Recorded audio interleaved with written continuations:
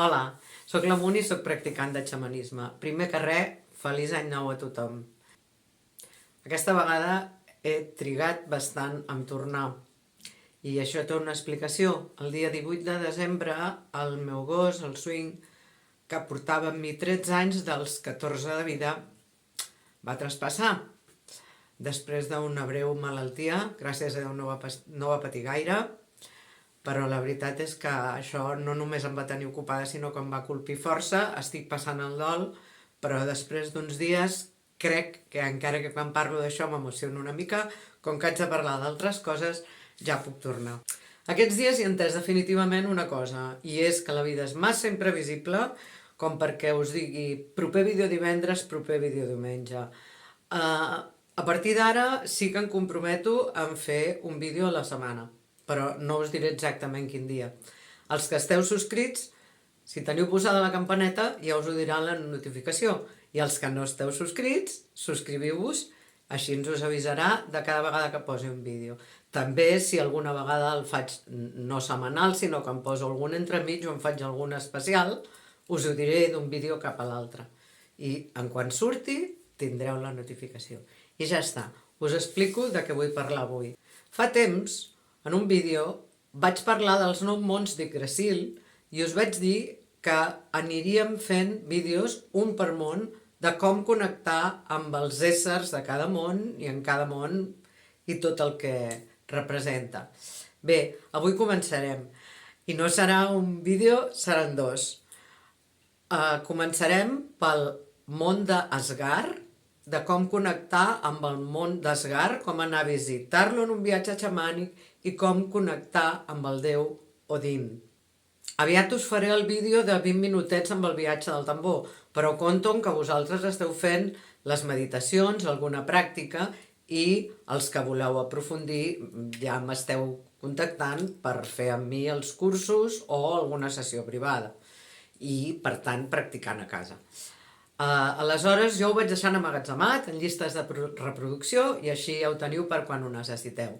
Per què 2 vídeos? Doncs perquè crec que cada món es mereix una miqueta d'explicació més extensa que la que vaig donar en el primer vídeo i també els déus o els éssers que els habiten. I aleshores, almenys en aquest cas, és necessari, de moment, posar-nos en context de qui és Odin, per què acudiríem amb ell, i en el segon vídeo direm com fer-ho més pròpiament. Per tant, posem-nos en context. Odin era considerat el cap dels déus de la mitologia nòrdica. Ve de molt antic en la mitologia nòrdica, protogermànica i fins i tot les primeres deïtats indoeuropees podrien tenir una figura que podria ser Odin o una cosa molt similar. Originalment, el nom, Odin, volia dir com el mestre de l'èxtasi, el que arriba a un estat de trànsit de frenetisme visionari cap al coneixement total, més o menys. Era un déu que tenia 1000 cares, 1000 facetes, i va arribar a tenir fins aproximadament 170 noms, que canviava segons amb quina faceta apareixia. Realment era déu de moltes coses, des de molts punts de vista i en moltes corrents, sobretot les que són més properes en el temps, se'l considera especialment com a déu de la guerra, però en realitat era molt més que això. Principalment és el déu del coneixement, del xamanisme, de l'èxtasi, de la màgia, de la poesia, també el protector dels desemparats, i alhora el més noble i aristocràtic entre els nobles. És, per tant, el de la màgia i la saviesa de les runes. Dominava la màgia Seidr. El Seidr és un tipus de màgia que era més coneguda per ser practicades per les dones i fins i tot en el text més antics hi ha algunes mencions com donant a entendre que si la practicava algun home és perquè era afeminat i per tant se'l menyspreava. Ara bé, després d'haver estudiat profundament el tema a través d'acadèmics, antropòlegs, historiadors, he trobat moltes veus que més aviat el que diuen és que, com que les Edes i les sagues es van escriure en terra ja conquerida pels romans cristians i ja cristianitzada, i es van dedicar a destruir, a erradicar, ridiculitzar, demonitzar totes les creences espirituals anteriors, aquest comportament impositiu venint dels polítics donat que en realitat la cristianització d'Europa va ser una maniobra política a gran escala. I què ens trobem? Els polítics eren homes. El poder de la dona no només no interessava, sinó que els feia en realitat moltíssima por. I doncs, des de la nova religió imposada, tot allò que anava en contra del dogma se li atribuïa generalment al sexe femení, o dones pecadores i portadores de tots els mals de la humanitat, ja m'enteneu. També el que es feia era ridiculitzar-ho o demonitzar-ho en general. I per tant, si hi havia algun home que s'interessés, per aquesta mateixa regla d'estrès de les dones dolentes se li atorgava el paper d'efeminat, fins i tot el propi Odin. El que està clar és que en l'època precristiana tant homes com dones podien practicar el Galder i el Seider, les dues classes de màgia més conegudes en la tradició nòrdica, sense que ningú emetés probablement aquesta classe de judicis. Bé, com us deia, Odin era considerat el gran mestre del Seider. I aquesta màgia té una relació molt profunda amb el xamanisme, i la gran mestressa d'aquesta màgia era la deessa Freya, de qui es diu que el propi Odin en va prendre l'art. Seguim amb Odin i algunes altres dades interessants. Vivia a Asgard i allà hi tenia 3 residències, i aviam si me'n surto de pronunciar-les. Gladsheimr, una àmplia sala on presidia sobre els 12 jutges que resolien els assumptes d'Asgard. Valaskihhalf, on es trobava el seu trono de plata. I finalment el Valhalla, que és on les valquíries conduïen una part de les ànimes dels guerrers morts en batalla. Ja en parlarem més endavant perquè Freya s'endú l'altra meitat a Folksvang, en parlarem quan parlem de Freya. En l'aspecte físic d'Odin se'l representava com una persona bastant gran, considerant per l'època al voltant dels 50 anys. Anava vestit en robes fosques, com grises, que l'embolcallaven, i normalment amb un caputxó més tirant a blau. Moltes vegades es deia que quan es barrejava amb els humans es posava un barret d'ala molt ample per dissimular que li faltava un ull i evitar així ser reconegut. En el panteó nòrdic és molt important saber també quins animals acompanyaven els déus, i ell en tenia més d'un. Muntava Sleipnir, un cavall de 8 potes que, com ja veurem, és un símbol dels viatges xamànics, recordeu. 9 mons, en un d'ells s'hi troba Odin, 8 potes per viatjar a la resta. I aquí ho deixo. També tenia 2 corps, Hugin, el pensament, i Munin, la memòria, i cada matí els enviava arreu a recollir informacions. També tenia altres símbols importants, la llança Gaugnir, que apareix al sacrifici que va fer per trobar les runes, el símbol de Valknut, la triple banya, i el seu anell Draupnir, d'una bellesa i màgia que deien encegaven al mirar-lo. Tots aquests objectes màgics naturalment construïts pels nans, amb els plans i les instruccions dels elfs. Vull posar èmfasi en la faceta d'Odin com a déu de la saviesa. En ell era com una mena d'obsessió al voltant de l'adquisició de coneixement, del coneixement universal, que el va portar a fer sacrificis importants.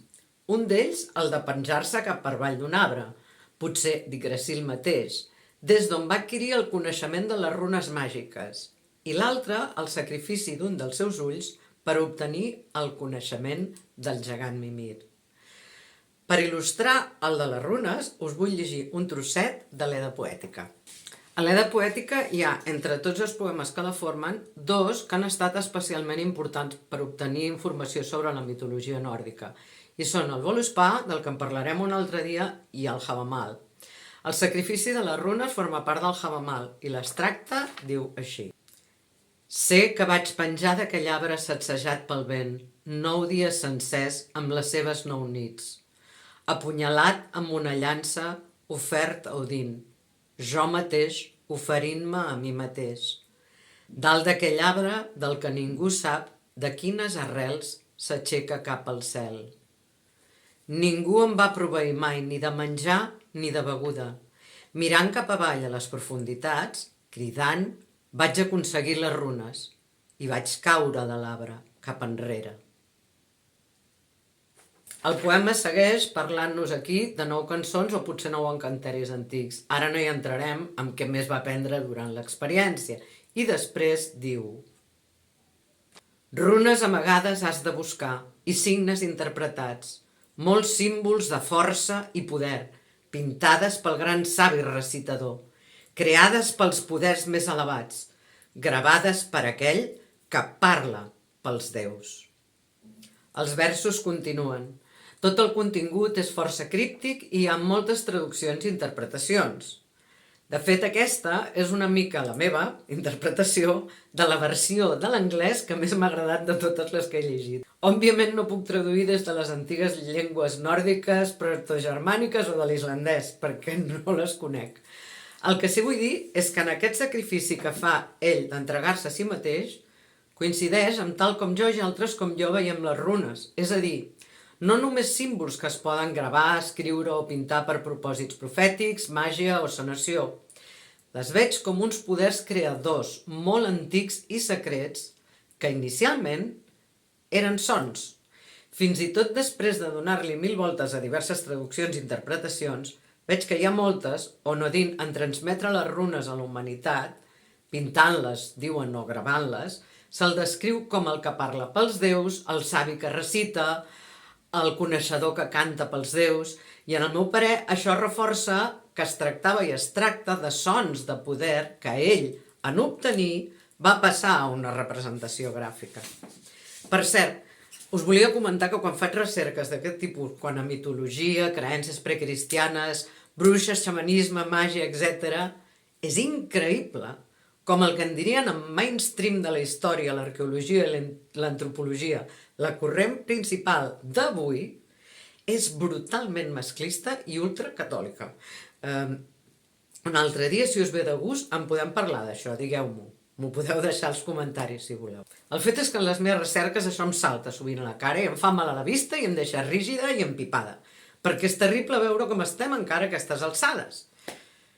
Però bé, segueixo perquè estic perdent el fil. Disculpeu. L'altre sacrifici el va fer entregant un ull al gegant Mimir, que posseïa un vastíssim coneixement sobre tot el cosmos i sobre els destins de tots els éssers. Aquest gegant vivia a les arrels d'Yggdrasil.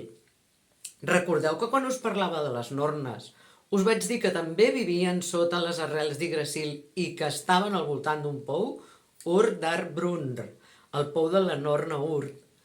Avui us amplio informació sobre aquestes arrels. Allà sota hi ha 3 pous, un per cada arrel.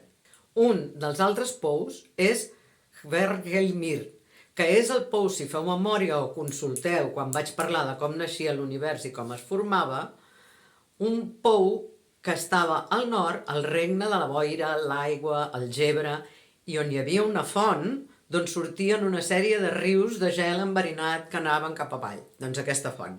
I la tercera font, sota una arrel, és la del gegant Mimir, i la seva aigua màgica conté el coneixement que té Mimir sobre els destins, sobre el cosmos. Odin, en la seva travessia interminable per trobar el coneixement, sobretot coneixement màgic i universal, va anar a visitar el gegant i li va demanar que el deixés beure de l'aigua del seu pou. Mimir li va demanar un ull a canvi de beure l'aigua del coneixement i Odin li va donar. Va beure d'aquesta aigua i va adquirir coneixements sobre el seu propi destí en el Ragnarok i sobre el cosmos en general. El Ragnarok és la batalla final entre les dues faccions de la mitologia nòrdica. Això i el Valhalla ho explicaré millor en el segon vídeo de la sèrie. Si ens mirem bé, aquests 2 sacrificis tenen una significació metafòrica força reveladora. El de les runes és com si Odin sacrifiqués el seu jo inferior en favor del seu jo més diví, mentre que la trobada amb Mimir ens dona un altre significat i és el sacrifici d'un sentit humà físic en favor d'un ultrasentit que va més enllà, una capacitat de percepció superior, un coneixement molt més ampli.